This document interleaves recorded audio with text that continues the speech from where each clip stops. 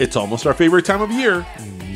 That's right. The fair returns March 16th, celebrating 71 years of fun. Wow. Oh, and this year's theme is a world of fun, which means destination-influenced rides with international foods and shows. Okay, pero what are we going to eat this year? That's what everybody wants to know, That right? is the magic question. Okay, let's see. There's the Miami Cuban funnel cake sandwich, Wow. the Mexican street corn pizza, bacon pineapple burger, chili lime candy apple, and those are only some of them. There's over 130 food options. Bueno, hay que empezar la dieta ahora. You know, there's even new shows, tú sabes, to sit down and relax a bit. Right. There's a dueling piano show that takes audience requests and a survey says game show where your team competes for prizes. Okay, new food, new shows, the rides. That's a lot to do at the fair. Bueno, pero you know that the fair is a tradition. That's true. Pero no worries. Just download the Youth Fair mobile app to keep track of show schedules, deals, food, rides, y de todo.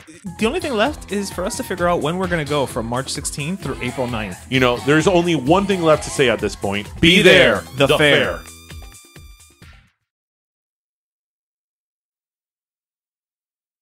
This is DJ. And this is Ish. And this is Season Season 6 of Pero Let Me Tell You.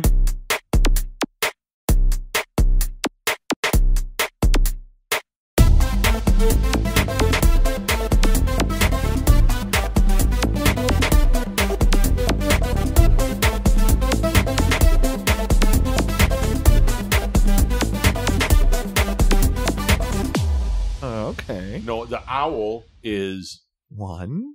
a one, A two. a two, a three, three. How many licks does it take to get to the center of a Tootsie Roll lollipop? The world may never know. Never know. Yes, but they will know that this is episode 242. Yeah. 242. Welcome, everybody. Welcome, welcome, welcome. We're in mid-March. Mid-March? Yeah, we're in mid-March. Yeah, mid-March. Mid-March. Yeah. Another week has flown by. ¿Cómo está todo el mundo? Well, I mean, some people Welcome are to probably, Pero Let Me Tell You. Yes, some people are probably very happy right now because they've already been to the fair. Yes. It started yesterday. Yes. Other on people- a Thursday. Well, it always starts on a Thursday. Yeah. And other people are probably just, also other people are very happy, maybe because they get to go drinking without, any judgment since it's St. Patrick's Day this Friday. Oh, yes. Even though, as we said, being Cuban, it's not a thing. Yeah. But any day that you can go out and drink and not be judged for it, you have to drink today. Mhm. So I don't know why when you said that, I thought about Ingles sin Barrera. St. Patrick's Day? I don't know. I thought about Ingles sin Barrera. Do you remember the commercials of Ingles sin Barrera? Were they about St. Patrick's Day? No, in the 90s, de la suegra pesada. I mean, I vaguely remember them. Oh my but- gosh. So, I mean, listeners, some of you probably remember this, but for the ones who don't, so Ingles sin Barrera was kind of like a Rosetta Stone, if you will, of the 90s. It was Duolingo Of the before 90s, Duolingo. I think even late 80s, 90s, where you can learn English. And then obviously this was advertised in, Univision Canal 23, Telemundo, Univision, yeah. when we would watch las novelas. And it was like audio cassettes and because all that it was stuff. late 80s, early 90s. Right. And it was called Ingles sin Barrera. But they had like sort of in their commercials a continuing storyline. Oh, I don't remember that. De la suegra, that she would tell her daughter, estamos en la pobreza porque tu marido no puede coger un buen trabajo porque no sabe inglés. So they made it like a novela. Yes. So then as the commercials, this lasted years. This campaign was for years. I did not know this was a continuing story. Right. He bought Ingles sin Barrera. And then, Right, he got a job. There was then a series of commercials where he was learning. And then, after like some time, he got the good job. And he was like, "Sí, suegri?" This is the bilingual version of those Vienna coffee things. You don't remember Ingles sin Barrera? I remember it, but I don't remember that they had a continuing story. Yeah, the commercials used to come on after the commercials for La Pulsera Balance. Oh, la pulsera balance. La Pulsera Balance could cure like arthritis. It could probably have cured COVID before it existed. Right. No, and people who still had the Pulsera Balance didn't get COVID. Listeners. That's the vaccine. Listeners of a certain age that grew up in a bilingual household. That is the vaccine. Did your parents have La Pulsera Balance? I think my mother had one, if I La remember Pulsera correctly. Balance? Yeah. Now it's just, that evolved into Pandora. The bracelet, not the band. Or the music streaming service. I've told you. When people say Pandora, you don't think When people say Pandora, You think Pandora, of the band. I don't think of the band. I don't think of the box. Okay. You know, which is the most famous one, right? Pandora and her Pandora's box. I don't think about that. Right. I don't think about the streaming service. Right. I don't think about the jewelry. I think about Pandora, the singing group from Mexico. And that's fair. I feel like... Listen, when you grow up watching Siempre en Domingo, Pandora hits well. Listen, we would have it no other way. You know, Pandora hits. It literally hits. But yeah, those were the commercials of esta...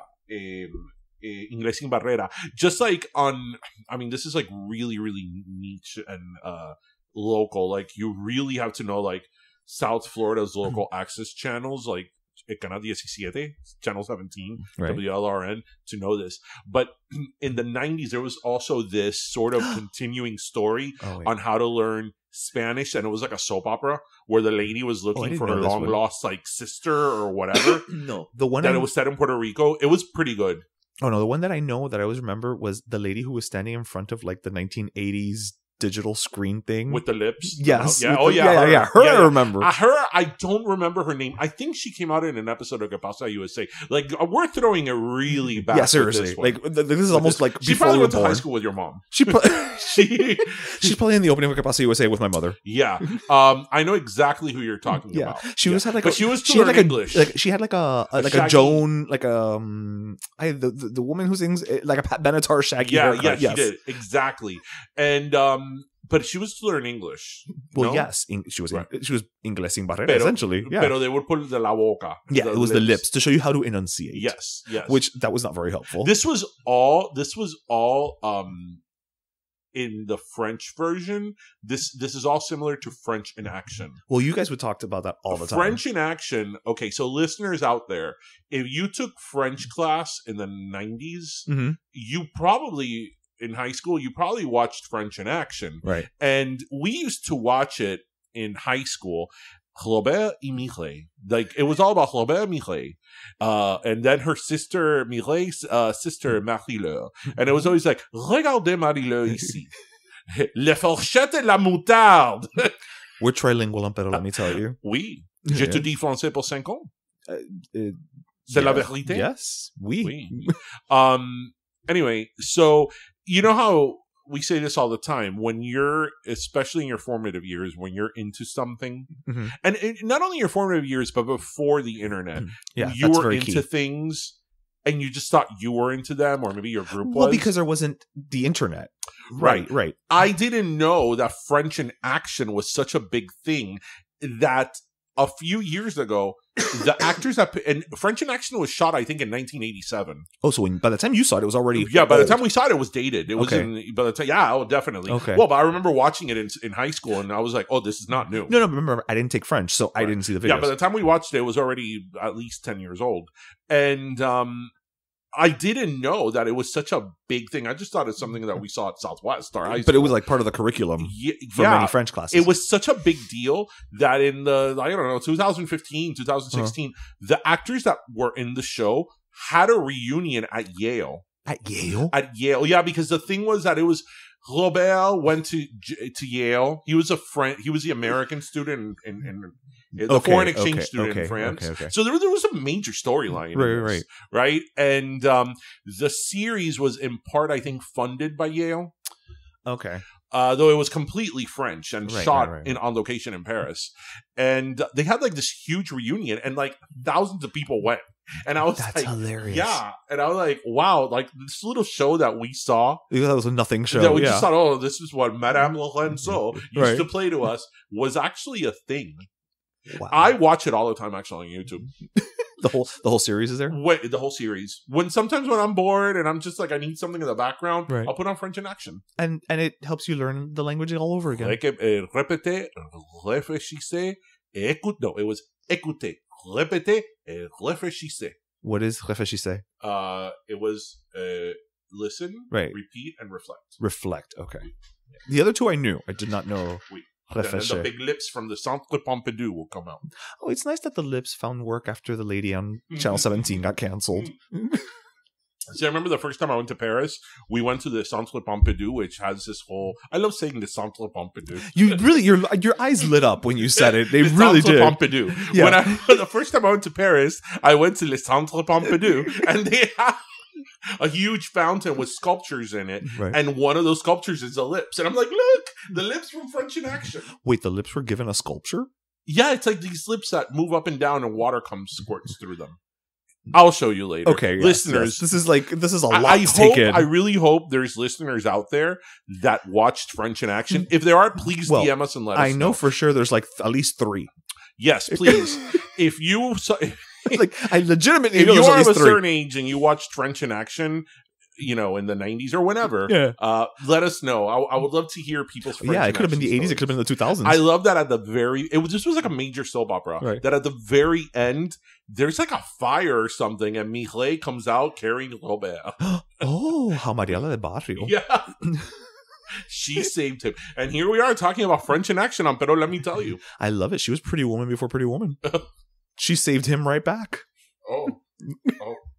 So, I read something really funny this week that I just thought was amazing, and I really hope it happens, because you know what?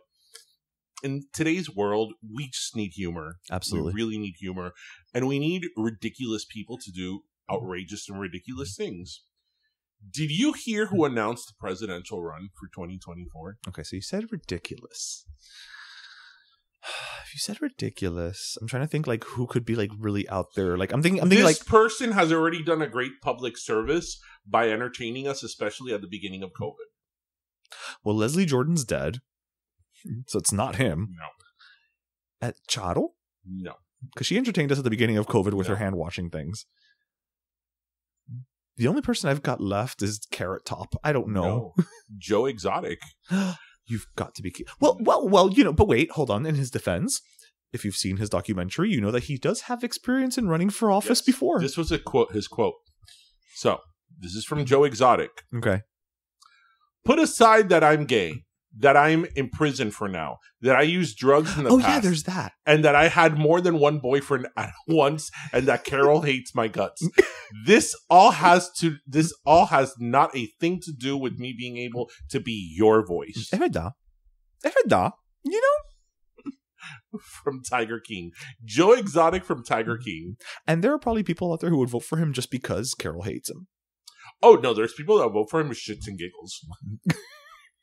You know what, Joe? I say if you get out of jail, do it. Run for president? Why not? Can you imagine him in that? You can if you're a convicted felon.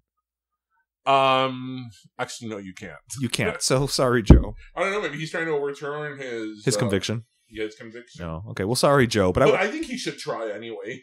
Run for something. I don't know. Can he run for like Congress? No, most of the time he can't be a convicted felon. Which is why they commit all those other crimes. What did he actually get convicted of? My gut says fraud. Maybe it was a misdemeanor.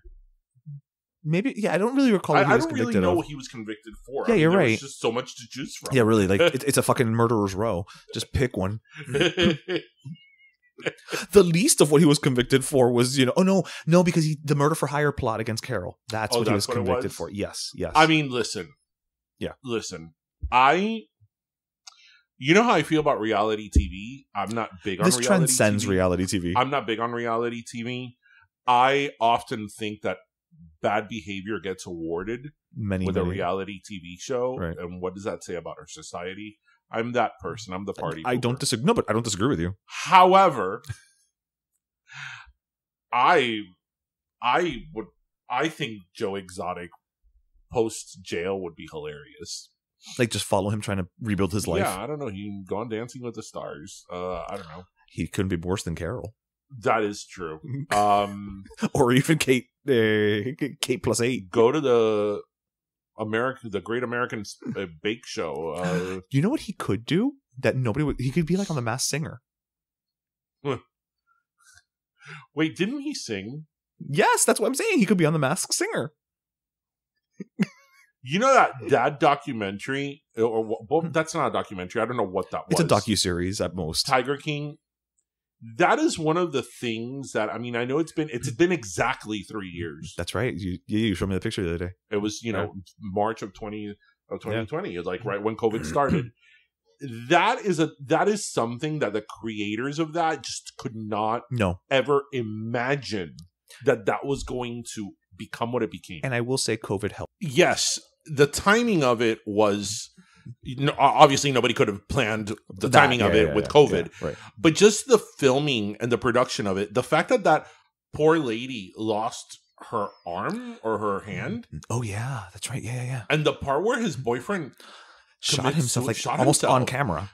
And then everything else that happened, it's like, how? They couldn't plan that. They couldn't have planned. The fire, you know, it's like, they couldn't have planned that. No. And they didn't plan that. And that all happened during the production of this documentary that, you know.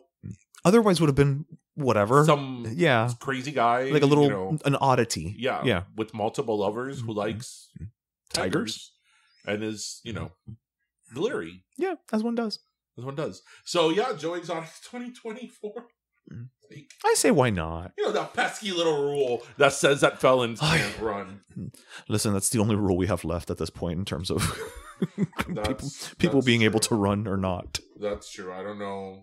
You know, I don't want to be a downer on poor Mr. Exotic's, you know, parade, but that's the one that I think we have to cling to as a society so far. Yeah. So I don't know. Excuse me, sorry. I am like getting over a cold, which is why my voice sounds a little sexy today. It's not the cold. It's isn't it though? The cold kind of helps, I think. Oh yeah, you can make these little Oscars. The Oscars this year were good. I actually was entertained. It was like it was entertaining. Like it wasn't a slog. I have to admit something. You secretly are a huge fan of Cocaine Bear? This is the first year where I had not seen a single movie. The only one I had seen is Banshees of Ed Sheeran. And I saw the... Banshees of Ed Sheeran? Yes, Banshees of Ed Sheeran, yes. Okay. Yes. I had not seen a single movie. I mean, look. I find that I don't go to the movies as often, or just even but regardless, movies. I'm a movie buff, and whether it's the movies or then, you know, on home video or streaming or whatever, I always end up watching, if not all of them, a good percentage of all of them. Mm-hmm. But this year, I saw Wakanda, so I guess that counts. I didn't see a single one of them. You know, everybody was talking about the next day about the whole thing with Angela Bassett not doing the thing, right? Or doing the doing the other thing, when Jamie Lee Curtis won. And you know, like always, Twitter took it upon Twitter itself, as an entity, took it upon itself. Took it upon itself to make a thing out of something that wasn't a thing. Speaking of the thing that Angela Bassett did, I don't think Dr. Seuss used the word "thing" this much. Look, Angela Bassett is long overdue an Oscar. I agree. Right? We said it. Robbed. Do you know who she lost to when she was nominated for? For What's Love? Yeah. No, I forgot. I think like Anna Paquin. Anna Paquin was supporting. It was somebody from the piano. So that would have been Holly Hunter, maybe. Maybe. Okay. Right? And not only with What's Love got to do with it, she's been in a bunch of movies that she had been nominated. She is long overdue her agree. Flowers. Right? Because, yeah, she's won a bunch of other awards, but of course, everybody wants an Oscar. And she deserves an Oscar. And she's an amazing, amazing actress. Two things can be true. Right. You could say that Angela Bassett, and from what I've seen, the scene of her in Wakanda Forever was amazing. Right? It was okay. It was fine. Right? Two things could be true at once. That she deserves an Oscar. She's overdue an Oscar. But also Jamie Lee Curtis. Yeah. You know, Jamie Lee Curtis, is another... I didn't see her performance. Right. But Jamie Lee Curtis, I feel that at this moment in the last, I don't know, year or two, she's kind of been in a career where she's having a moment. Yeah, she's like very the it thing now. The Curtisons? Yes. And is that what they're calling it? No, I just made it up right. And so I know that has a lot to do with people who win the actual Oscar. Of course. Is the campaigning. It's the story. But the campaigning and like the public eye and all that has to do with it. So two things can be true at once. Right? I was very happy that she won. Now, that whole hoopla that everybody was like, oh, because Angela Bassett, you know, whatever. First of all, it's not like Angela Bassett booed her. Right. She was just sort of like stoic. Right. And, you know, you never know at that moment how you're going to react. And, you know, these are like They're people at the end of the day. 1 second shots into an entire reaction. Right. You know, maybe later she was congratulating Jamie Lee Curtis and like, you know, hey, you did great, you know, whatever. Right. But you take a fragment of a reaction and then make a whole narrative of it. And, you know, it's like, oh, God, please, come on. No coman tanta. Lo que pica pollo. Lo que pica pollo with the chicken nibbles. But no, but I found overall the Oscars entertaining. If you didn't cry at this guy's speech, I totally did. The supporting actor, I forget his name. He was Short Round from Indiana Jones. From Indiana Jones, yeah. Oh no! He was amazing. That speech was like everything. It was heartfelt. It was funny. It was touching. It was genuine. It was like you like if you could create the perfect Oscar speech in Chat GPT. Kwan. If you could create the perfect, you know, if you said Chat GPT create the perfect Oscar speech, it would create something like that. Yeah, no, that was amazing. And then him and Harrison Ford. And the moment that he hugged Harrison Ford was like, oh my God, Indian Short Round. Yeah. That was great. And look, I think that him winning and Brendan Fraser winning, I mean, I loved that scene that went viral the next day of like that they were both in Encino Man, yeah. I mean, that was pretty awesome. And look, to speak of people who took something in stride, you know, Jimmy Kimmel made a joke about the fact that they were both nominated and Pauly Shore wasn't. Right. And the next day Pauly Shore came out and he's like, that line was hilarious. I fucking, you know, like I wish them all the love in the world. I'm so happy they won, you know, because in this day and age, like everybody gets a little butthurt over things, you know, and it's like they also want you to be, they're almost like they're hurt on your behalf and they want you to be hurt as well. Right. And offended and how dare you mock my career or whatever. And it's like, dude, first of all, Pauly Shore's Pauly Shore. Pauly Shore understands what he brings to the table in terms of his acting ability. Right. And he's a comedian. I mean, his mother was the owner of the Comedy Store, for God's sake. Right. He's going to take it in stride. Do you know where I know Pauly Shore from? MTV? Totally Pauly on MTV. Yeah, totally Pauly. Yeah. I didn't know he had another career. But you had never seen like Encino Man? I didn't. I just didn't know him from Encino Man. I just knew him from Totally Pauly on MTV. Totally Pauly. I mean, that's all I did for about 15 years. Watch MTV. That is fair. I mean, listen, we went to TRL. That's all that matters. That is true. We did. Twice. We did go to TRL. And, you know, that was a bucket list moment. Yes, and check. Because you went twice. And I went twice. And I saw Carson Daly and Mandy Moore. I mean, what more do you want? That's just so much happiness. I went to a taping of the Mandy Moore show. Like, that's just so much benign happiness. Yeah.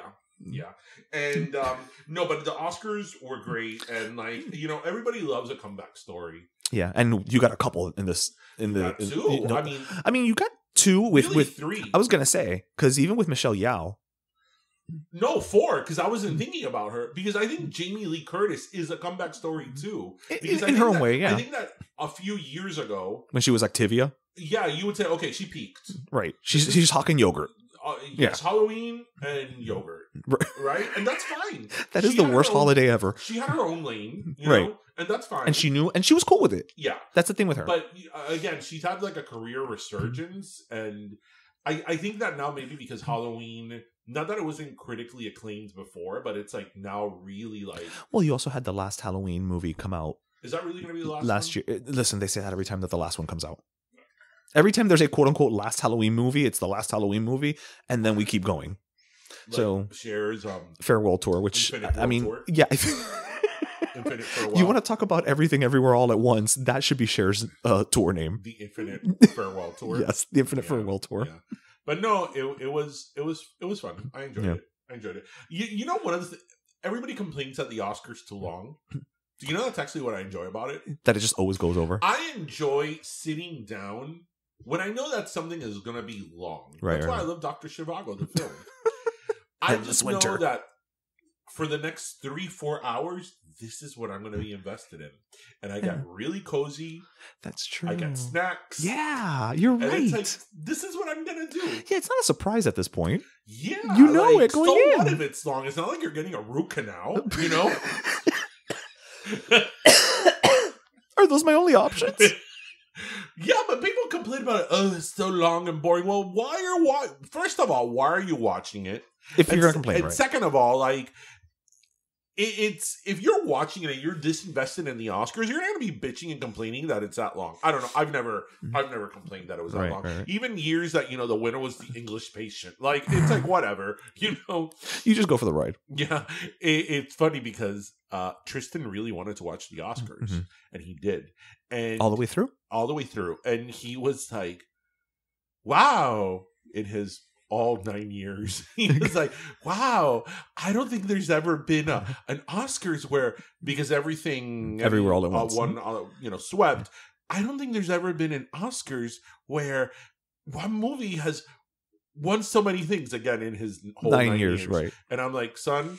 You needed to watch the Oscars in the Titanic era where, it was like everything was, and then, to cap it off, it was Celine Dion singing My Heart Will Go On, right? Yeah, it was pretty much or in the heart of the ocean. It was the Titanic show. Yes. Yeah. It was like, what must suck? To have been nominated that year for something else. It's like, whatever. Yeah, that's like if you were nominated in the Tonys the year of Hamilton. Oh.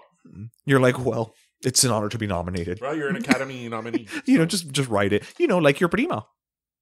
My prima Ana de Armas was nominated. Yes, she's an Academy Award nominee. Yes. She is? Yes, so we have an Academy Award nominee in the family. And she really is. Yes, as we have shared. It's not bullshit. Yeah, no, it's not Cuban Cousin. I don't know her. I've never met her. My parents have never met her because she was born years and years and years after my parents left Cuba. But she is related to my mom's side of the family. For reals. Yep. So what other podcast can say that? Yeah. I mean, aside from one hosted by Oliver Hudson, whose sister is Kate Hudson. Yeah. So I actually want to bring up something, and this is somebody that I would have given my last soda to, but I'm going to give my last soda to someone else. Okay. But I want to mention this person on Instagram. Her handle is Courtney. It's supposed to be Courtney Love, but it's Courtney, but instead of an L, it's a 1, and instead of an E at the end of love, it's a 3. Okay. So Courtney 1OV3. Okay. Does not roll off the tongue. So I'm sort of mentioning this not only to give her a shout out, but did she throw a compact at you? No. Okay. She works for an airline, and there's a video of her that went viral where she's like the person in the airline with like the ticket little thing where you give the ticket to, and they at the gate in the counter. Yes, that's the word I was looking for. Gate. She's the person at the gate, and a video of her went viral where she was like super animated. Like every single person that will come up to the gate, she'll kind of dance with them. Ooh, I like it. And like, woo! Let me show you a little video. Yes, please, by all means. Like super animated, super fun. Like, look at this. Like, let's see her. Check this out on Instagram.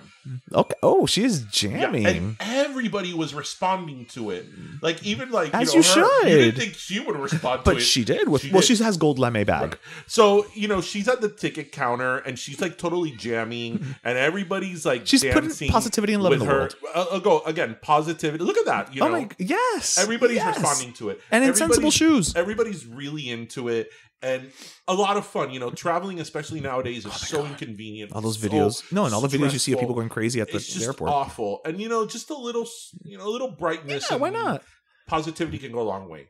So So then, of course, so what happened? Twitter took. So the moment I saw that, I was like, "Prepárate the comments."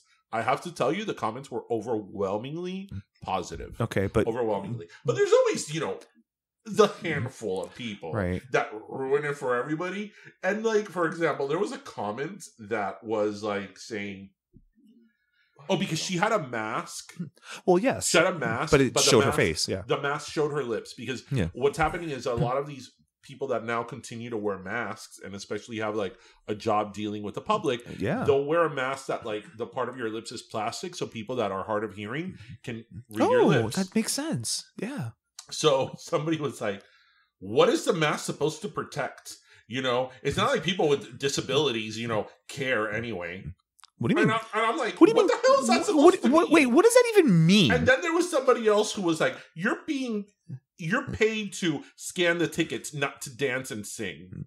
Another person. Well, you don't have to be such a rotten human being. Another person this is distracting, and this is distracting and might scare children. And I'm like, wait a minute, hold on. First of all, she's not a drag queen, so we don't have to protect the children. Yes. Okay. Yes. So she can still work in Tennessee. But then how focused do you need to be to show your ticket at the counter? It was one of those things that it's like, I know we mentioned this a lot on the show, that it's like, why are there people like that? Like, why? They get off on being trolls. They get off on it. They have to get off on it. You have somebody who's like spreading so much joy. It's the most innocuous thing in the world. Dancing with people and singing and whatever at a gate. If you're not into it, just give her your ticket and keep going. By. You know, but as you saw in that video, everybody was like really into it, you know? And it's like, why do you have to be that person? Why? Why are there so many people that they feel they need to be that person?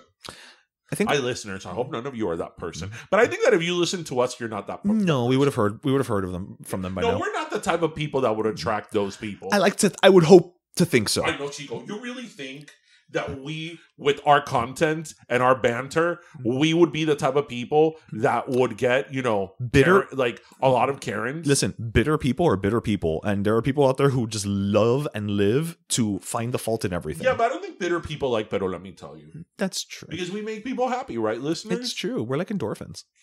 Endorphins make you happy. Right. And happy people don't kill their husbands. Don't kill their husbands and don't complain about, you know, happy people at the counter. At the ticket counter. Yeah, exactly.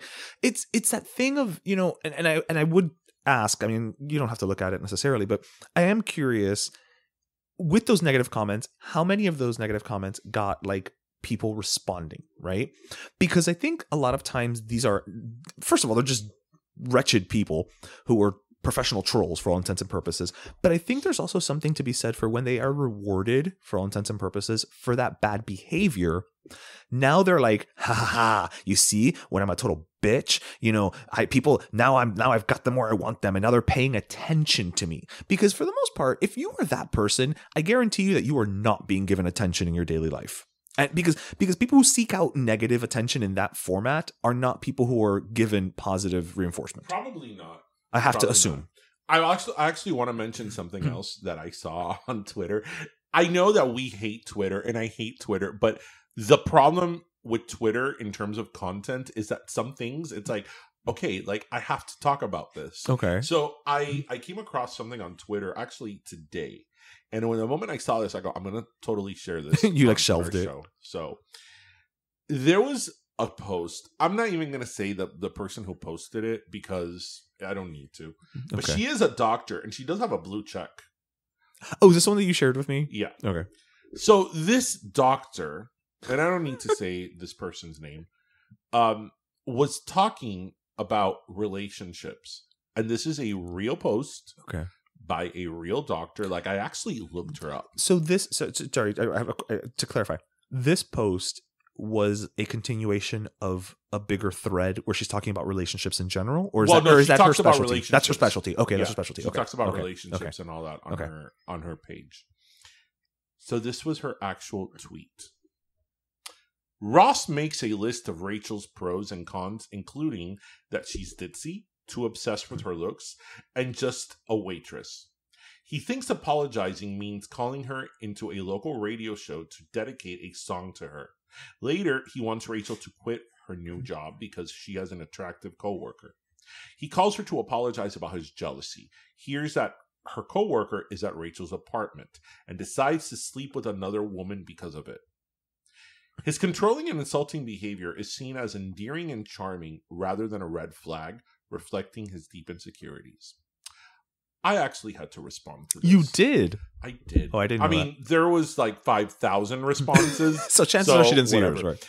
I responded, you do know, I forget it exactly how I worded, but I said, you do know that this show is Friends is fictional. And the whole thing throughout the show was laughing at Ross's inability to deal properly with his relationship with Rachel. Right. Well, his relationships in general. That was the ongoing joke right. in the entire series about Ross. So I just think it's incredible that somebody felt compelled, and this is a doctor, right? So this is, somebody you would assume of a certain level of intelligence, education, right. And just wherewithal Right. that somebody would take it upon themselves to post a whole thorough analysis of Ross and Rachel from Friends. As like this were real people and a real relationship. Right. It's incredible to me. Incredible. Well, it doesn't surprise me at all because, and I've mentioned this before. I don't know if I've mentioned it on the show, but I've definitely mentioned it to you. If you ever want to find, and I enjoy this podcast, it's called Pop Culture Happy Hour. It's from NPR. But if you ever want to find a group of people who love to enjoy something but then feel guilty about it, listen to that show. Because and I recall this particular one, they were talking about The Last of Us, the Pedro Pascal show, but they were talking about the episode with Nick Offerman and the guy from White Lotus. It's them and it follows their relationship and whatever. So the whole crux of it is that Nick Offerman's character, he survives because he's a survivalist, right? So he's like a doomsday prepper or whatever. So they talk about how beautiful the episode was, how wonderful it was, the acting, right? But then it gets to the point where one of them is like, what I wish they would have explored, and I was like, here we go, is, historically speaking, these doomsday preppers, they do tend to be very conservative and, about, conspiracy theories. And, it would have been very interesting to have them dedicate some time to that. And I'm like, you missed the entire point of the episode. The episode wasn't about that. Like, if you want to go write your own version of the show, like, go ahead. Have at it. You have a computer and you've got Microsoft Word, I'm assuming.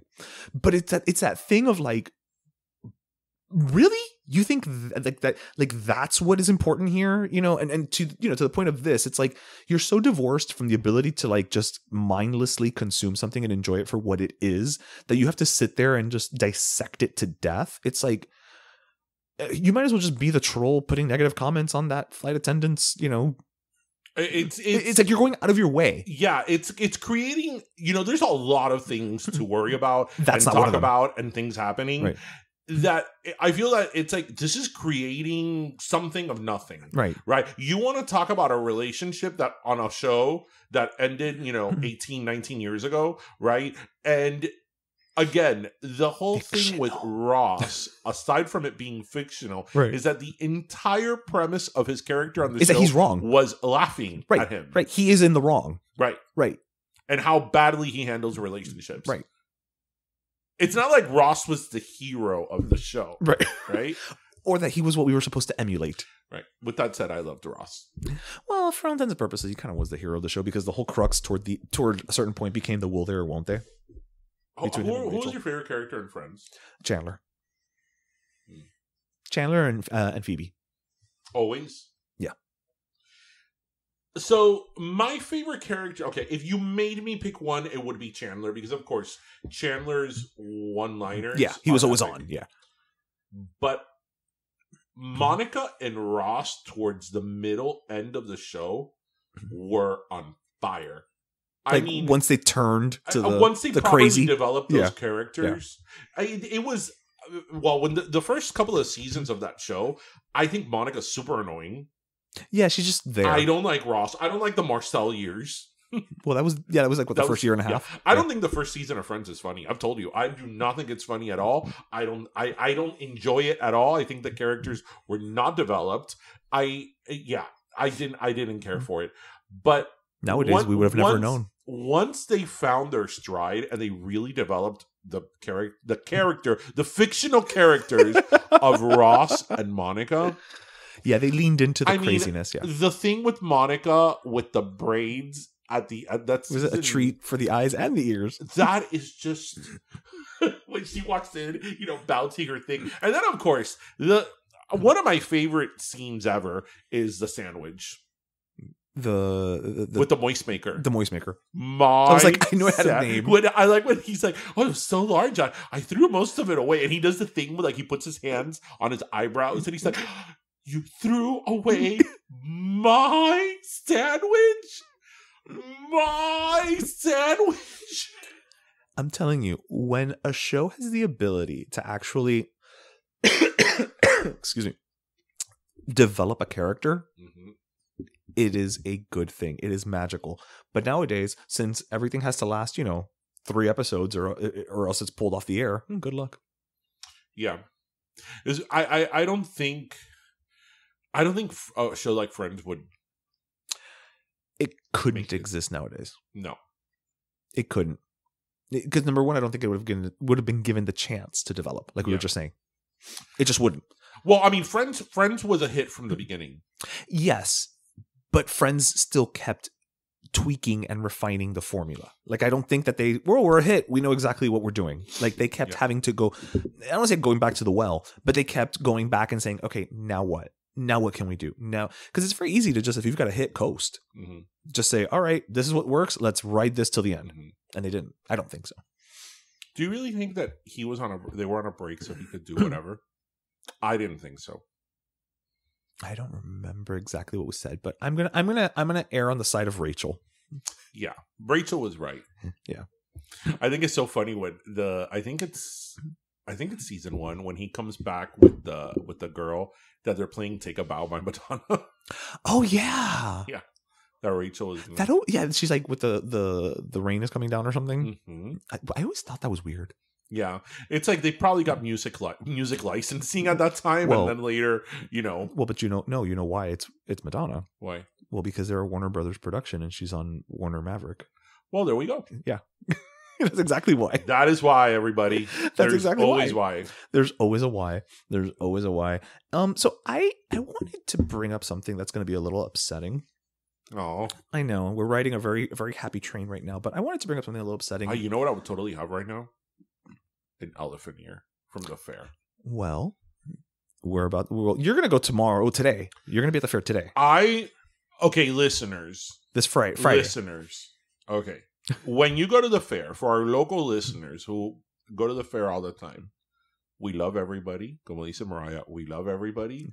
An elephant ear is an elephant ear. But the Red Barn elephant ears are the best. Oh, yeah, they are.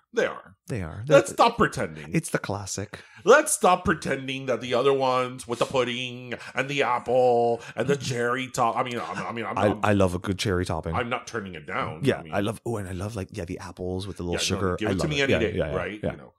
But let's not pretend. But a classic's a classic. The Red Barn elephant ear is the best. It really is. Yeah. A classic is a classic for a reason. Yeah. You know what I don't understand now that we're thinking about carnival food? This is a very Midwestern thing. Fried Twinkies? No. Boiled peanuts. Oh. Have you ever had them? Why would I? It's exactly what it sounds like. Mush? Yes. Cuando te dan eso con la cáscara, it's like mush. It's like, what am I supposed to do with this wet peanut? I just think of baba. It is baboso. Yes. I'm just thinking baba. Yeah. Yes. It is baboso. But yeah, no, let's not pretend. The Red Barn elephant ears are the best. They are. I've never had at the fair. I'm trying to think because we've gone so many times. I've never had an Italian sausage. I don't really eat that much at the fair. Yes, we were just kind of like dissecting that the other day. Yeah, I really don't eat that much. Yo pico from everybody else. And then I'll get my hot ice cream, as I said last episode and last year. And your chicharrones occasionally. Occasionally. But then I'll be like, because I'm always like, I don't really want this. Do I really want to pay all that money for this? I don't really want this either. And they'll be like, the London broil's like really cheap cut of meat. Like, I don't want that. Who cares? Eat all of it. I do. Yeah. No. As we know. But I will have the elephant ear. Yes. So those are your staples. Yes, the elephant ear. I don't know. Oh, a gyro. I always end up having a gyro. You do end up having a gyro. I always say I'm going to have something pizza. different. I always have the slice of pizza. The slice of cheap pizza is not that cheap anymore. New York pizza right in front of the, what is it called now? The Mark I, the Crazy Mouse. Yes. Okay, you know when I say Mark I, you know what I mean, right? Well, yeah, right. But the Mark I isn't even where it used to be. No, like, but I know where I know what you mean. Right. The Mark I used to be at the end of the Lomita.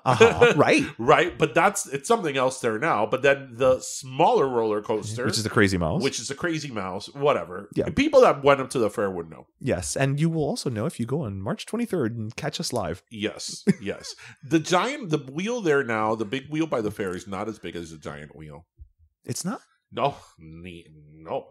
The giant wheel there, the one that was there when we were growing up, was enormous. And my mom always be like, "Ay, qué miedo!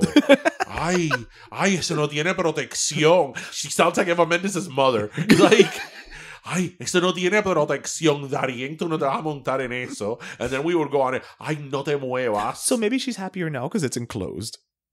But no, the one that's enclosed is the one in the back. The one by the fountain is not enclosed. Oh no, sorry, I was talking about the one in the back. Right, the one in the back has pods. No, the giant wheel was by the fountain where it's always been. Oh yes. Chico, don't you know the fair? I do, but for some reason when you said the giant wheel, I was thinking the one in the back. No. And we're gonna go on the Polar Express while Escapade is playing. Oh, no, I'm sad because that's not a thing. What do you mean? I don't know. I don't think that's gonna happen.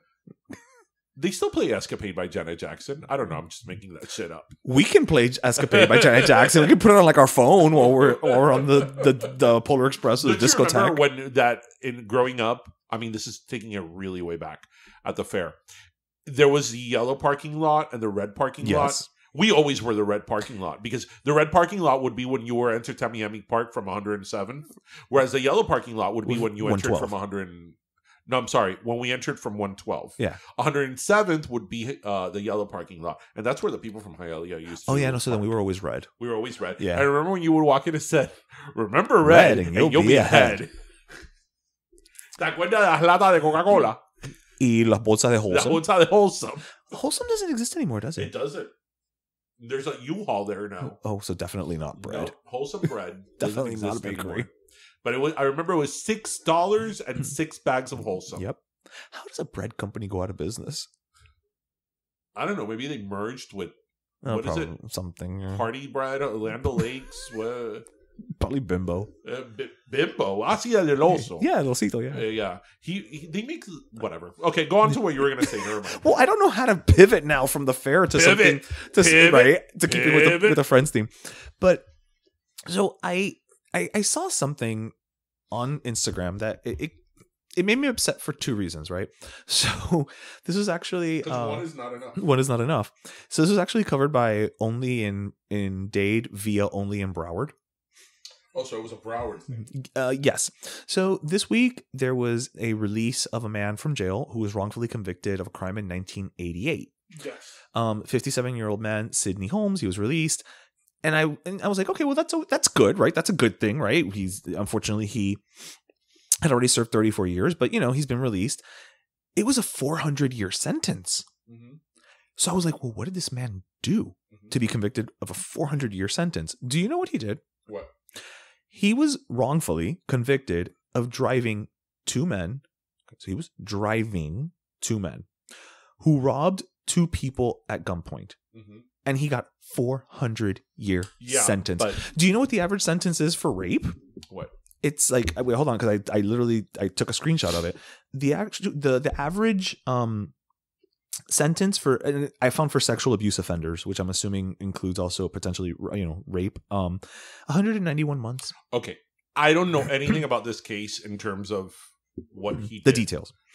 Well, he didn't do. Right. What he did. But what he was charged with doing. I don't know anything, so I'm gonna other than what I just said. Right. I've heard about this, okay, but I haven't read about it.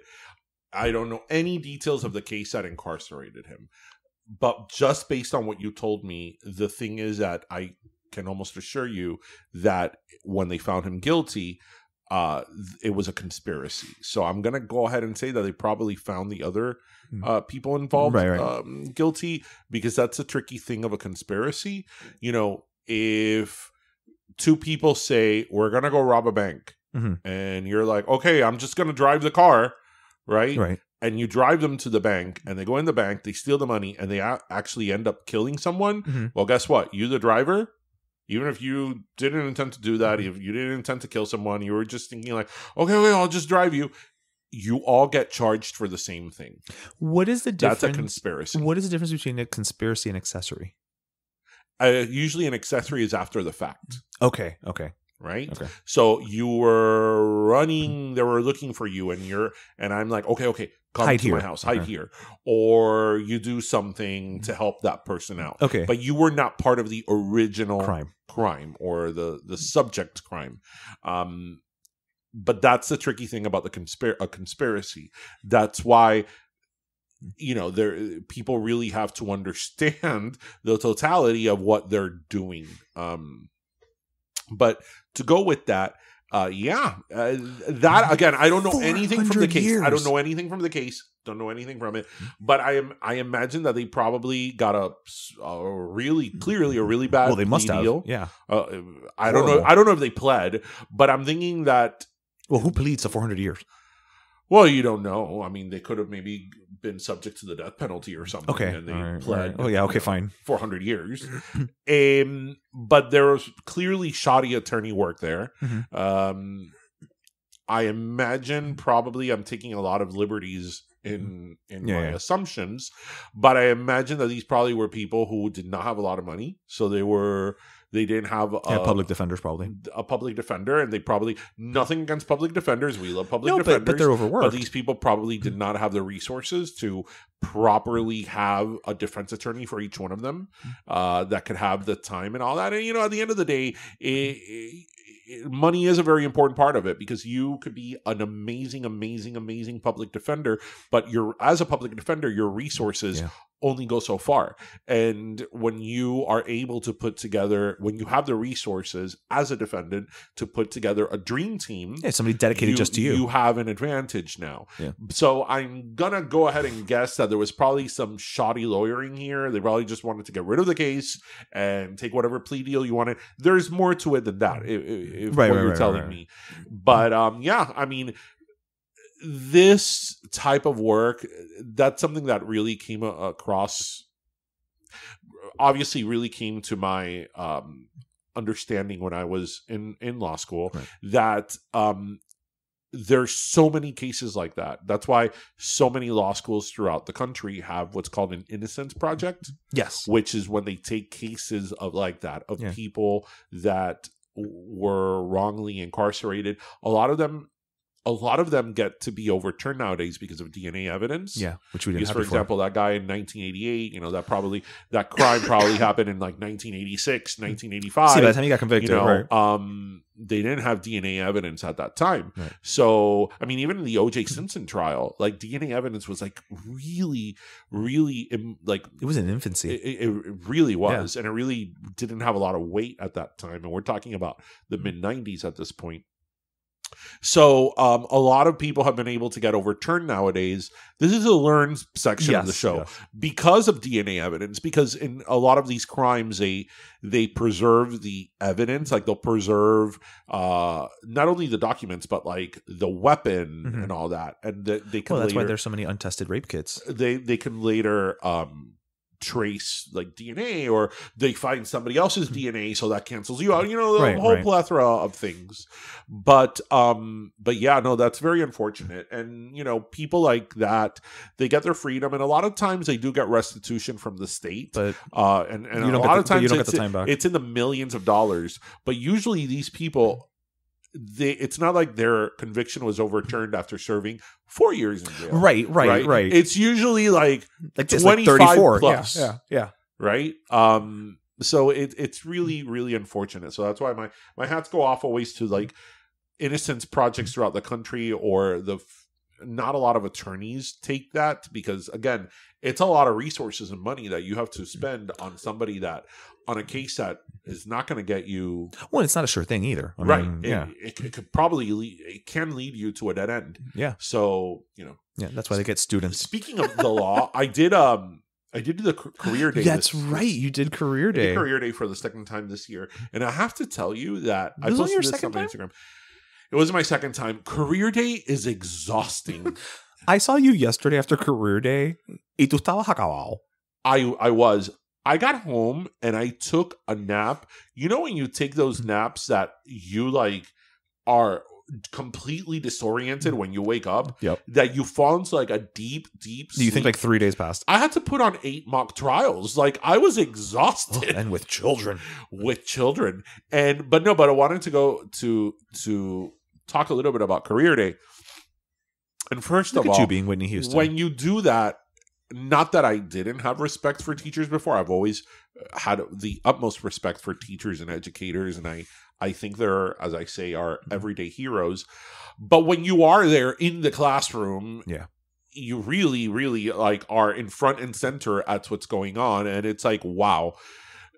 again, without getting down that rabbit hole of too political, I mean, the fact that teachers are given such a hard time and they're so underpaid, it's like these people are teaching your children. They are with your children for all these hours, and they have to always be on, especially in like elementary school. That's exhausting. It's exhausting. Dude, when we go to networking events for like 2 hours that we're on, we leave tired. Yes, it's exhausting. I was like, by the end, yo estaba sudando. I was like, oh my God.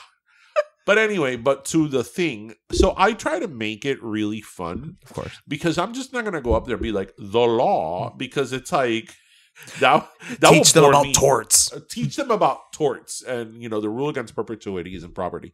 But anyway, I try to make it really fun. So I usually just give an introduction and I tell them, oh, you know, I take a picture of like the Supreme Court. I'm like, do you know who this is? Right. I took a picture of Atticus Finch and I told them, oh, you know, Atticus Finch is one of the greatest, not only fictional attorneys, but such a great role model as to what, you know, doing the right thing is. And then I give them a little story on how like Tristan's middle name is Atticus. You know, like the whole thing. And but I try to make it fun for them, and we put on a mock trial. And usually, so what I'll do is I pick a judge, I pick a defense attorney, I pick a prosecutor, I pick a defendant, and I pick 2 witnesses.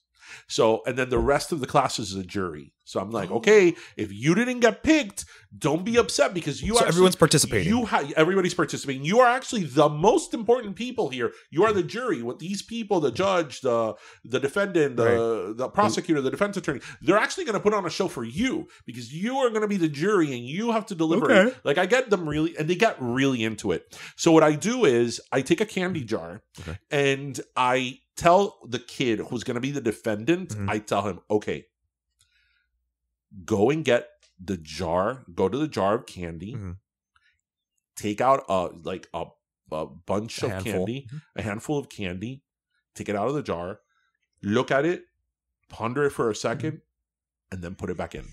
Okay. And then I step in and I go, you are being charged with stealing candy from the candy jar. And then the defense, you know, I write the scripts for all the kids. Okay. And then the defense attorney comes in and he goes, and goes in and goes, my client pleads not guilty. And then the judge is like, you know, today we are having the trial of so and so and so. How does your client plead not guilty? Like I write it out like a real. I love it. And the kids can really get into it. But there is a lesson here. Okay.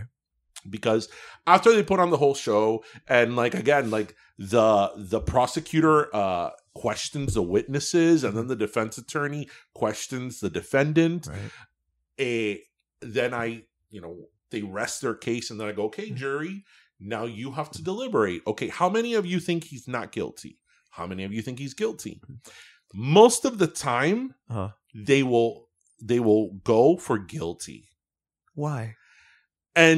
But that's where the lesson is, right? Because he's not guilty. Because it's a double lesson. Because I'm actually teaching them about, you know, how it goes in a law and how it goes in a courtroom. But I'm actually teaching them about to look and to listen, and that's why they should look. That's why when their teacher tells them to look and to listen. It's not only in the classroom, it's in the real world. Because I tell them, because when you start talking to them, they all tell you, oh, but he took candy from the candy jar. And, you know, he was going to steal it. I go, But the question was not whether he was going to steal it. It's whether he did. Whether he did. So did you see him putting it in his pocket? No. Did you see him taking it out of the classroom? No. But he would have. And I'm like, right. But that's not what he was being charged for. He was being charged for stealing it. Did he take it out the door? No. So did he steal it? Oh, I guess he didn't. And I go, that's why you should pay it. You should listen to when your teacher, when she tells you you need to listen and look and analyze things. That is why. Because if you would have been in the real world, you would have sent somebody to jail. Right. And it really gets them thinking. Like, it really, really does. Even the little ones. You did this also last year, the mock trial? I did it also last year, yeah. And they really get into it. The funniest thing this year, I had a first grader. Okay. A first grader. So they're like, what, 6, 7? Yes, a first grader who I had picked. I think she was like the defense attorney. That she goes to me very seriously. She goes to me, when am I going to examine the suspect? And I was like, what? And that, ladies and gentlemen, was Mariska Hargitay's daughter. I was like, the teacher, like I looked at the teacher when she said that. She was like, "Oh my god!" I'm like, she used the word examine and suspect, and I'm like, little girl, you must watch a lot of Law and Order with your parents because there is no way. Little girl after my own heart. But the fact that she was able to like really apply that first grade, and she knew she wasn't searching for the words. The context, right. She knew what it was, and she's like, "Oh, and am I going to examine the suspect?" And I hadn't said I don't use that when I'm talking to them because I think that suspect, especially because I have to do a uniform, right? Right, yeah. So in my script, I don't use the word suspect because the first grader is not the same as the fifth grader. Right, but then I have to change it for each grade. So I just use, accused, right? Or if you think he stole something. And she used the word suspect. And I was like, wow.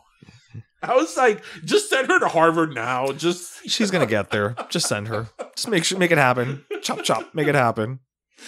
Somebody asked me, and this was a fifth grader. There was a gifted fifth grader class. He asked me, "Oh, I've heard people say that law school is really expensive and you should be careful on your loans." And I'm like, that is a conversation for another day. Come talk to me when you're at least 12. I was like, when I do career day for the high schoolers, I'll have a different, lesson. Let me know what high school you go to. I'll swing by. I was like, yeah, we don't want to go down that road now because you're going to become bitter. And you're only in fifth grade. You're too young for bitterness. You're going to become bitter at a 5.5 APR. Oh.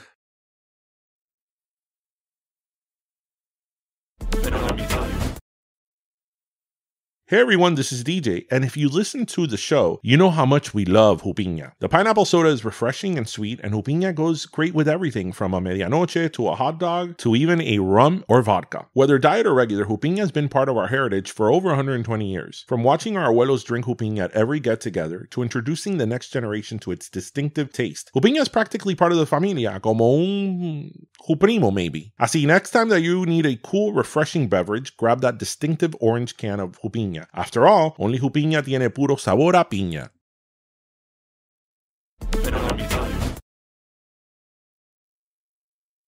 So, anyway, all this talk has made me want a Jupiña. Well, as it should, because it is time for Jupiña, en cada lata hay una piña, con puro sabor a piña. I realize that Jupiña doesn't use that jingle anymore, but we're going retro here. But Jupiña. Why do we even bother run our host red spot before this? You just did it. I love when we were talking to Alex at Gawi. How I think he was a little bit surprised at how much I remember because I'm an old soul, so I remember. You also have a mind like a steel trap. That I was like, oh, I remember the commercial for Jupiña I'm sorry, Materba. Si maneje, no toma. Y si tome Materba. Es refrescante. Es refrescante, nutritiva y estomacal. That is such a great word, estomacal. You know what estomacal is? Like, it's good for digestion? Yeah, it's called my 7-Up. Well, yeah, because it's made of mate, which is a tea. Okay, you know what I've always wondered? Why is 7-Up or Sprite good for your tummy but not Coke? Isn't it the carbonation that why it's good? Maybe, but I think... So, probably, but I think also it just has to do with the fact that... It has lemon? Well, it's probably because Coke is like... Or those sodas are a heavier syrup. Maybe te cae más pesado. But they have the same amount of sugar. Well, maybe it's less because it's clear. I don't know. I've always wondered that. I'm like, maybe it all carbon because I understand ginger ale because ginger. Yes. So I get that one. Right. But we're not talking about ginger ale. We're talking about the taste of lime. I'm thinking like Alka-Seltzer is good for you in part because it's bicarbonato. Yeah. Yeah, I love Alka-Seltzer. You've said that, and I don't. You know what I love? I love drinking Alka-Seltzer, and then what's left over, the rapita, putting more water in it. The fact that you just call that rapita is very odd. Yeah, and you know what's also odd? I love original Listerine. You're just an odd the yellow one. I love it. I love it. I'm like, because I feel that the yellow Listerine. Better? Yes, I feel that it cleans better.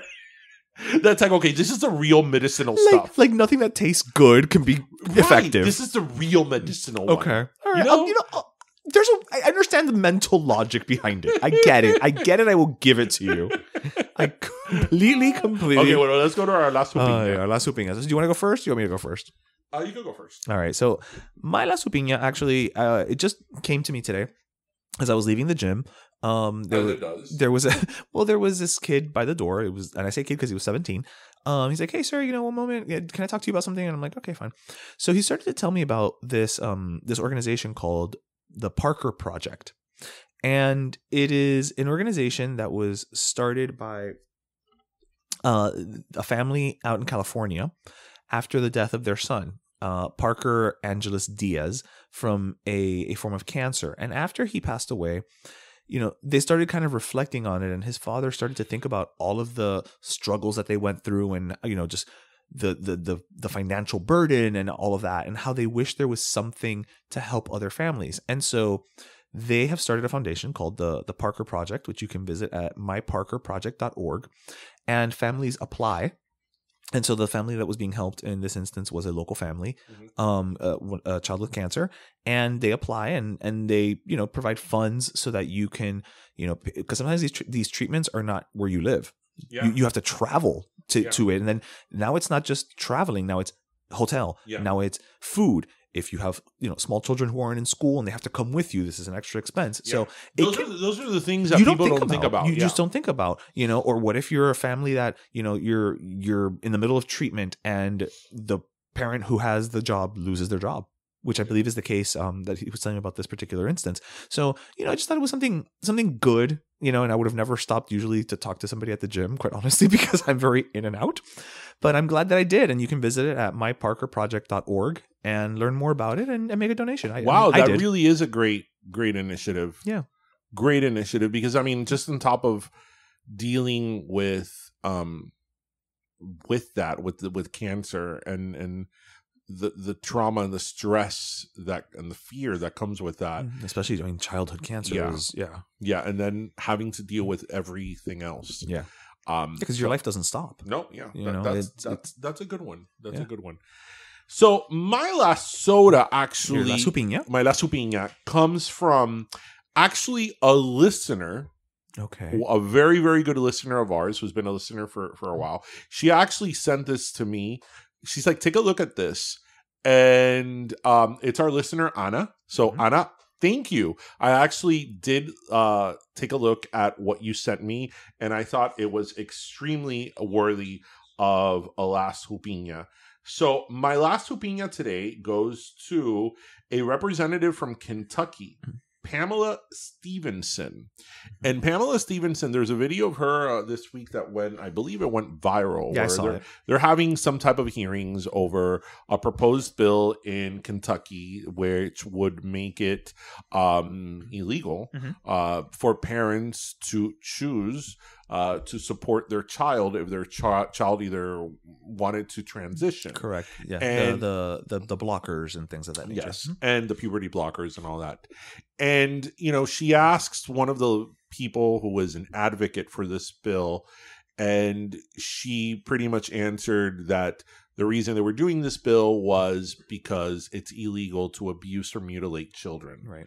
And that it's the purpose for this is to take care of children. It's to protect the children, which is that old standby. Right. And this woman, Pamela, Stevenson, the representative, sort of went off on her, but in a very dignified way that, she said, if you really cared about children, you would care about their education, about whether they're eating, whether they're in foster care, whether they're being abused. You would care about all these things which you don't do or care about, but you are making a big deal about a very, very, very, very small percentage of kids that at the end of the day, this is a decision they make with their parents, and you're all about parental choice. Because that's my whole thing with this, right? Is that a lot of the people, or the same people that are saying like, damn to hell, these parents, and this is child abuse and all that, are the same people that were making a hoopla. I'm not vaccinating my kid. I'm not vaccinating my kid. It's my kid, and I decide what is best for my kid. My kid isn't reading that book because I'm, parent choice, parental choice. It's all, I'm the parent. It's my choice. It's my choice. It's my choice. Oh, it's your choice until it's something you disagree with. Right. Then it's not your choice anymore. right? So that's why, like, I would respect somebody more who will tell me, you know what? I don't agree with that.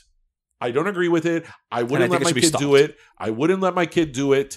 I think it's crazy, but you do what you need to do for your family, right? Or for your child.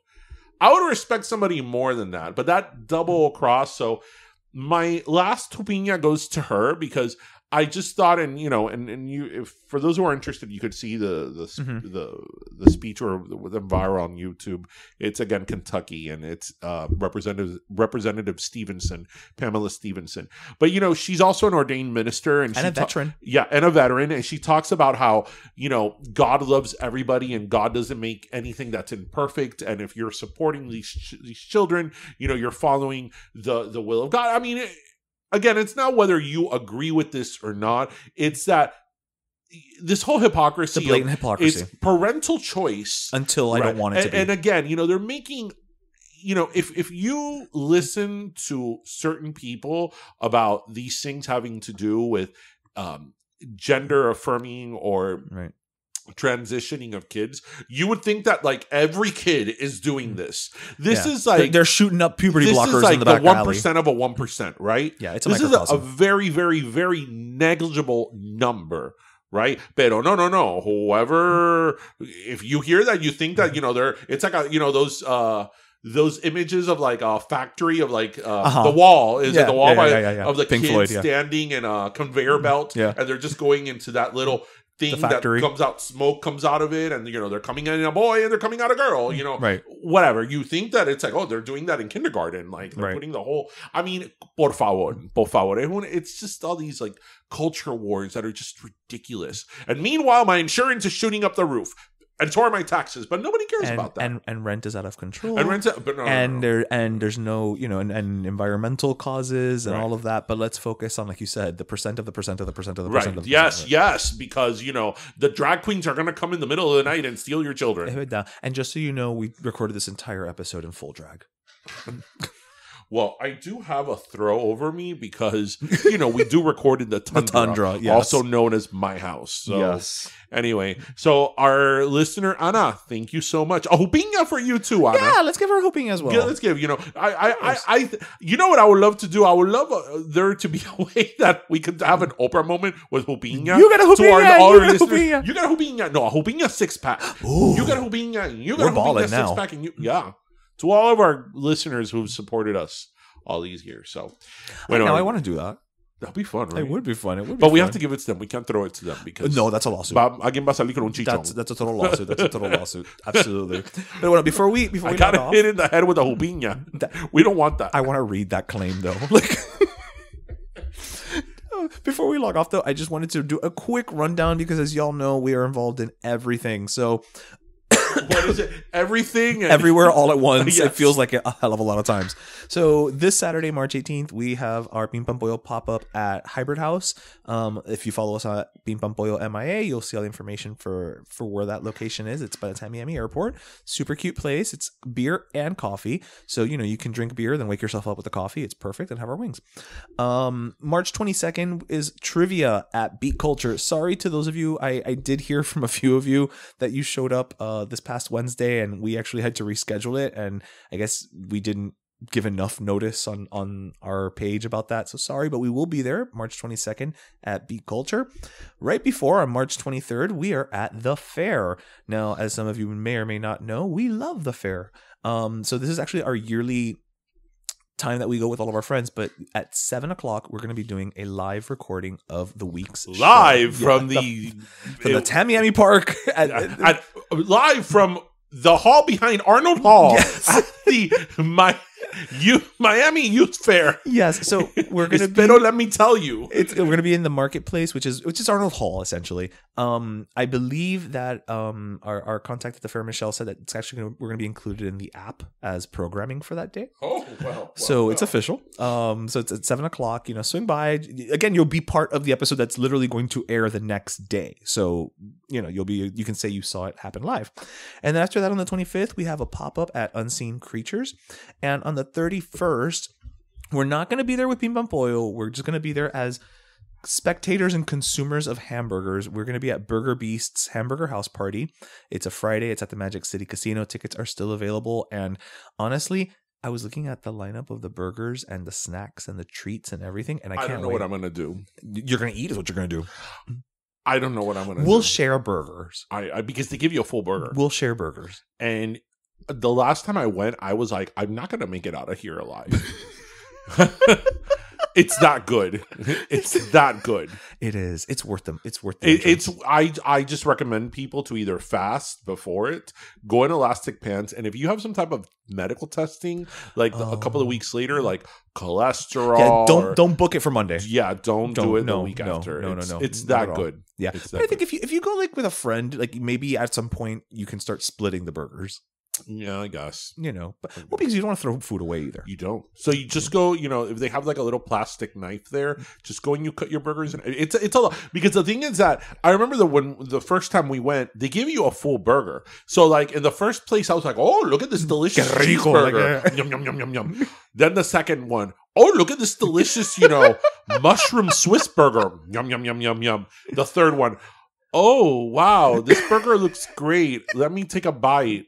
Oh, then by the fourth one, I can't make it. And there's like 20 of them. I know. And you're just like sniffing it. I think there's fewer. And then you know what happens, right? Then you get full. You can't eat anymore. And then when you go to the other end of the place, it's like, oh, but I really wanted that truffle blue cheeseburger with, and pickled onions. And you can't even have a Mojo donut. Yeah.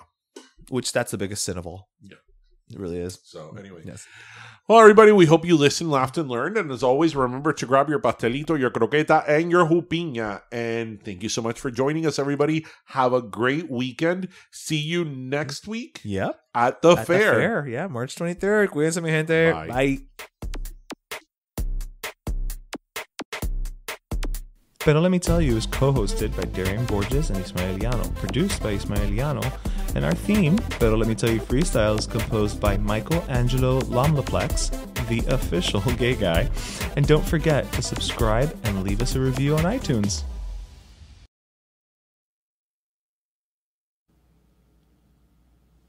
All right, everybody. So, as you may remember, we have somebody who we love to have on the show. He's probably you're the guest we've had on the most at this point. You're like by a long shot. Like you're in the lead by a hell of a lot. Y'all know who he's talking about by everything he just said. Well, now they also know because they heard your voice. Tristan's back with us. Thanks for coming by. Doors updated a month ago, and it updated after I've been here the last time. Is that where you've been the whole time? Doors haven't even updated yet, and Doors updated like a month ago. Is that where you've been the whole time, just waiting for Doors to update? Yes. Then I beat the update like 6 or 7 times. Actually, I beat the update today with my friend Jaden. Oh, cool. Well, Jaden died at like door 97. Okay, well, I'm hoping Jaden just died in the game, not in real life. Yeah, okay, all right. I'm just saying. Psych. Oof. Yeah, that'd be scary. Psych, he died in real life. No, just kidding. No, it's not cool. It's not cool. It's not cool. So, he died at door 97. It was like... How many doors are there? 100. Oh, okay. So it was like right almost at the end. Yes. Oh, he died to rush on door 97. Jaden, you were almost at the end. Did you make it to 100? Yes. Okay. Well, I won. Oh, okay, cool. Oh, now I have the crucifix in the rift. I just remember that. I don't know what any Good of that for means. Me. I don't know what that means. Good for me. So okay, what does that mean? A crucifix indoors is a temporary item. Okay. It's a one-time use. You can use it on entities, because we've already known. I've already told y'all. Yes, you've given us quite the tutorial. Entities! Well, that's literally the whole point of the game. Okay. And you can use it to banish some entities. The entities you can banish it with,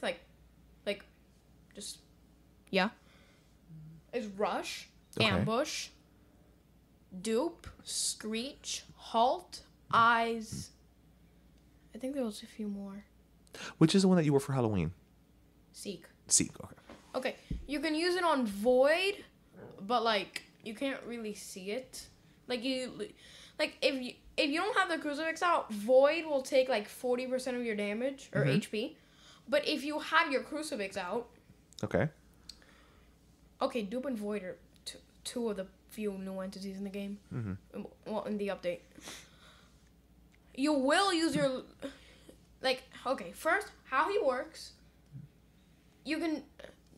it only works in multiplayer. Oh, okay. If one person is 5 doors ahead of you, the door in front of you will close, and then a black figure, I guess, will show up and just teleport you back there and take 40 HP. But if you have your crucifix out, you'll lose the crucifix whenever it happens, but you will not take damage.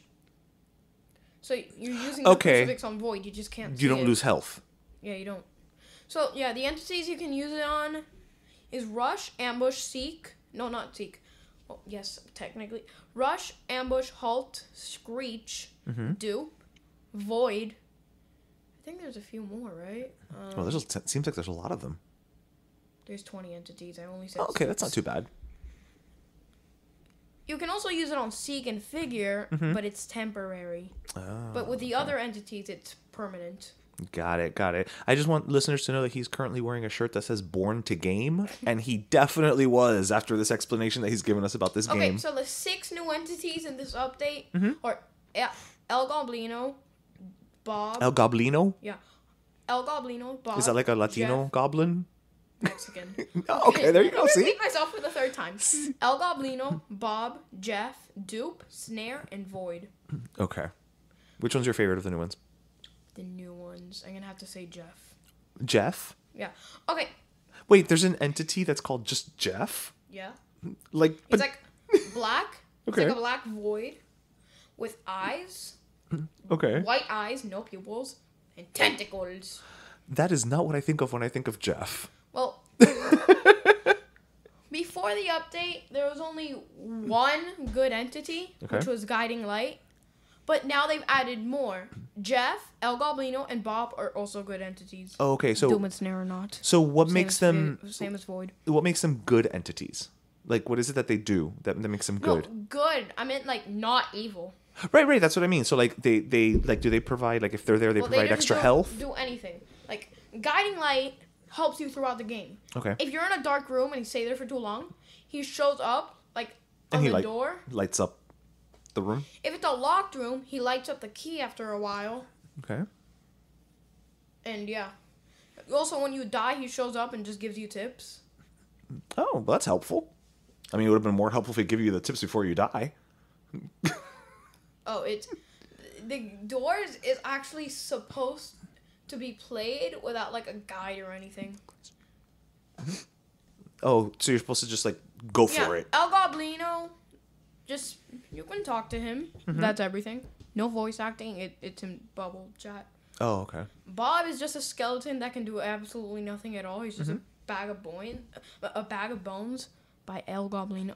And Jeff, he sells you stuff like the crucifix, skeleton key, lockpicks, vitamins, flashlight, lighter. Okay, that's all the items. I love that Jeff sells you vitamins like he's some type of, like... No, vitamins. Hold on. Like, vitamins make you faster in the game. Oh, okay. It's a temporary boost. I'm totally thinking he's just selling, like, Herbalife in the middle of the game. No, well, actually, it is in the middle of the game. El Is it? Goblino, Bob, and Jeff are in the same exact room, and they spawn at door 52. Oh. Jeff has a shop He has a shop? that gives you 4 items. If you buy one of the items, it gives you a badge called... hold on. Supporting small businesses. It gives you a... What? That is brilliant. That even in the game, they're like, support small business. No, businesses. Well, no, but what they mean is, support anybody's small business. Yeah. I think it's 100% chance of the skeleton key spawning in the Jeff shop. I don't know. I just seen it every time. The crucifix, it's kind of rare to not see it in the shop. Like today, I played twice and I didn't see it there. Okay. Why does that happen? Sometimes it's just not there. Like somebody's already bought it, or No, it's just not there. Oh, Because okay. he sells you 4 items, but he sells you 6 items. Like there's 6 items he can sell you, but only 4 can spawn. Oh, okay. So there's 6 items available, but you can only buy 4. No. There's not 6 items available. there's 6 items that have a chance of spawning, but only 4 spawn. Oh, okay. Got it. There's also a tip jar on the right. It's to fill it up. It's like 100 coins. Mm-hmm. Just means not expensive. That's not expensive in the Doors game. Crucifix and skeleton key are 250. Oof, that is pretty pricey. Skeleton key. That's pretty pricey. You can use it to go to the rooms, and there's like a plant in one of these rooms that slowly gives you health, like HP. Like if you take damage, it slowly gives you health. The plant is called Plant of Barreras. So, do you know why it's called Skeleton Key? I don't know the game. Because it's a key in the shape of a skeleton. Yes and no. Yes and no. Well, the key in real life though, in real life, there are skeleton keys that exist. In like the olden days, like hundreds of years ago, when there were houses that had locks, that one key could open every door and every lock. That key was called a skeleton key. Oh, cool. So that's why when you said, oh yeah, the skeleton key can actually open every single locked exactly. There you door go. That's why it's called that. Every single locked door. Yeah. So although it's in real life. Although lockpicks are the ones that are supposed to open the doors, if you're just lazy to find the key. Excuse me. If you can't find the key or you're just lazy, because there's locked rooms in some of the rooms, right? You can just use a lockpick. Oh, okay. Cool. But skeleton key, they can do the same thing, but that's just kind of useless because why would you ever do that when you have a chance to go to the rooms and okay. Before I say anything, just know... Well, you've already said a lot. What do you mean before you say anything? Rooms is a Roblox game that inspired Doors. It has infinite rooms. So it started with Roblox, then Rooms, and then Doors. Rooms is a Roblox game in Roblox. And Doors was inspired by Rooms. Okay. But in this update, they added an Easter egg. I love Easter eggs. You know what I mean by that. I do. I do know what you mean by that. I know what an Easter egg is. I'm not that old. So, the rooms have infinite rooms. But in the Doors version, you can, like, try to escape 1,000 rooms, which usually takes about 2 hours. Good lord, that's a lot of time. There's 3 entities that try to kill you. A60, A90, and A120. In the original rooms, it's called A200, not A120, and A90 doesn't exist in the original rooms. Those all sound like the names of phone models. Like, you know, oh, did you get the new phone, the A90? Ooh, right. They're all named after phones. It's funny. So A60 just rushes through a room. Okay. Like rush, but lights don't flicker. Okay. Well, there actually are no lights in the rooms.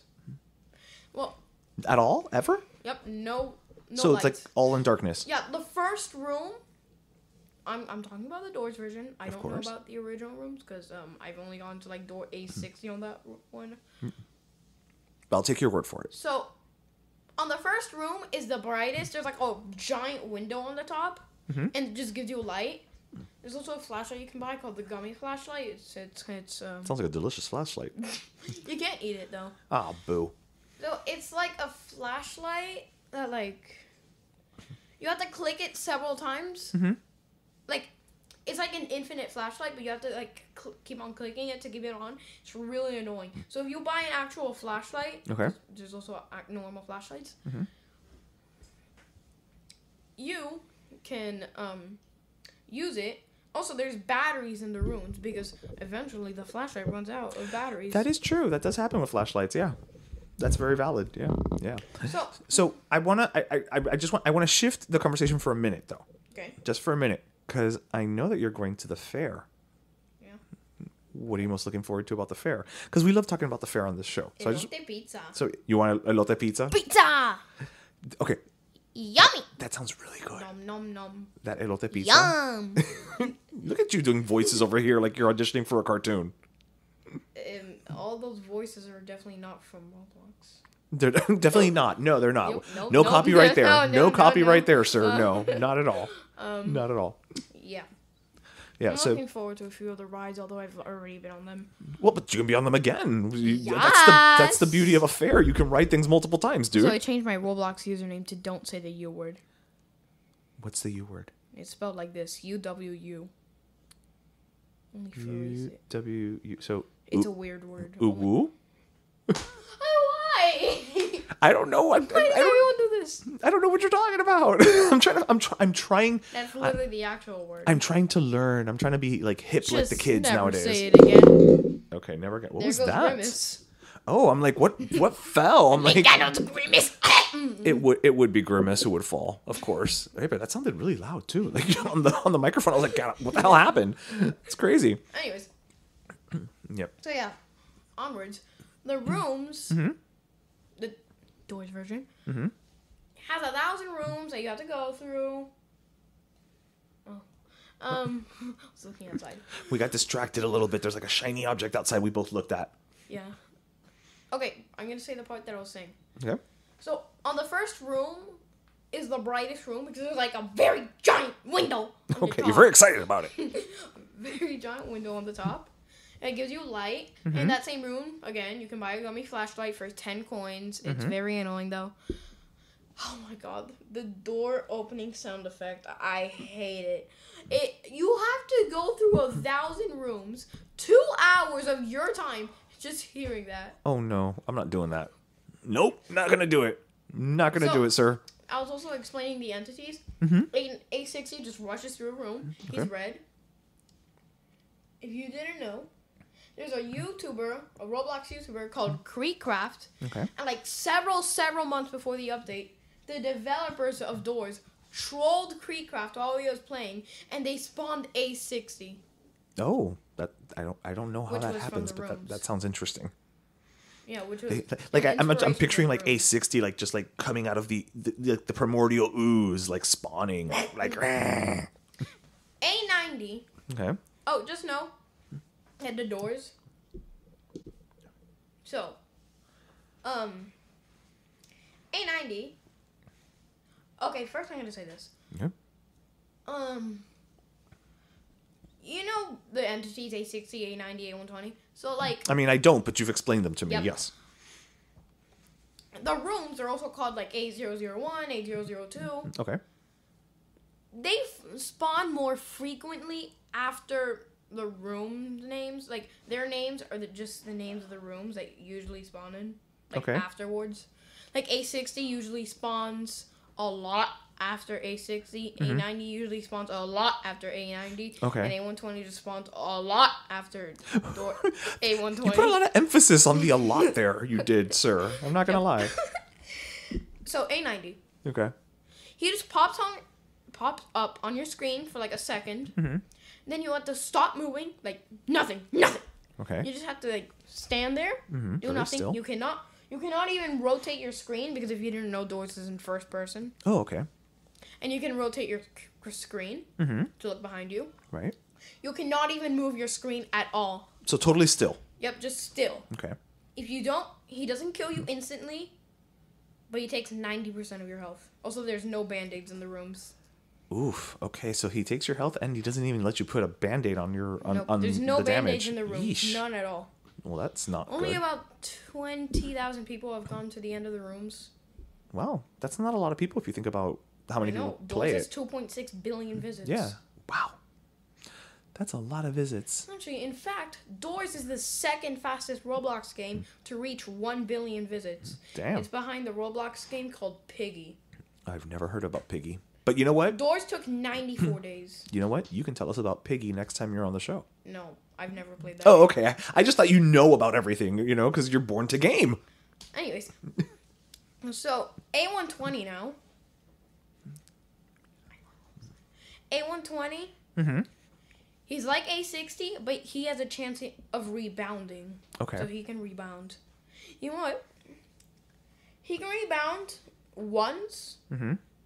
But at one time I was playing with my friend Tristan Sanders. What? You know another I'm Tristan? gonna say his last name because my name is also Tristan. I was playing the rooms with him, the Doors version. And A120 rebounded 4 times. Although he was only supposed to rebound once, which I Oh. found weird. Okay. And we're like, How did that happen? why? It was so annoying because he also kept on spawning. At the end of the rooms, Well, there's also another entity called Curious Light. Mm-hmm. If you didn't know, there's actually exits throughout the rooms that you can just go to and then go back to doors. Mm-hmm. But I never take those exits. Oh, well, we're about to take an exit right now. Please let me finish. So Curious Light is on those exits. Mm-hmm. And also when you die in the rooms, he pops up. He doesn't actually give you tips like the guiding light because he just doesn't know what happens at all. Okay. So, yeah. And at the end of the rooms, there's like a special tablet that can help you throughout the rest of the game. There's also, on door 100, there's a thing called a rift where you can store stuff. And whenever you play again, on the first door, also that's what I put my crucifix in. Okay. On the first door, when you spawn in on the first door, the rift pops up with your stored item. Most people just keep the scanner in the rift because they think it's just like a special item. Mm-hmm. So yeah. All right. Just keep it there. So, Well, yeah. that is very interesting, and I can't wait for you to come back Can I say one more and thing? talk about. I can't wait for you to come back and talk more about doors, because by then there will be another update, I'm sure. Can I just say how they revamped door 100? No, keep that for next time. Please. Keep that for next time. Please. Keep that for next time. Please. Keep it for next time. You always want to leave the audience wanting more. I don't. You. Well, I look forward to talking with you again, and you're gonna have an update by then on the doors, and you're gonna tell us all of the updates for Next door week. 100. Not next week, but next time. Why do we never do it each week anymore? We Well, never- not each week. I was gonna say we never did it every week. Yeah. Every 10 weeks. That was, oh my god. Well, because sometimes Why do we do it every 10 you know what weeks? it That's is? 2 months. That takes so long. You know what it is? Sometimes, honestly, it's because we have the best of intention to have you back on, and then it becomes one of those things where it's like, well, no, this week we have to record on a Tuesday, but over there and not here, and That's so it 6 becomes times a year. crazy. It's 6 times a year. But listen, we make sure to get you on as often as we can. They revamped Again. door 100. You have Again, to find these 10 you are the thingies most. for the You are the elevator guest power. who's been on the most. Yeah. Okay, so you have to find these 10 thingies for the elevator power, and then you have to find it throughout door 100.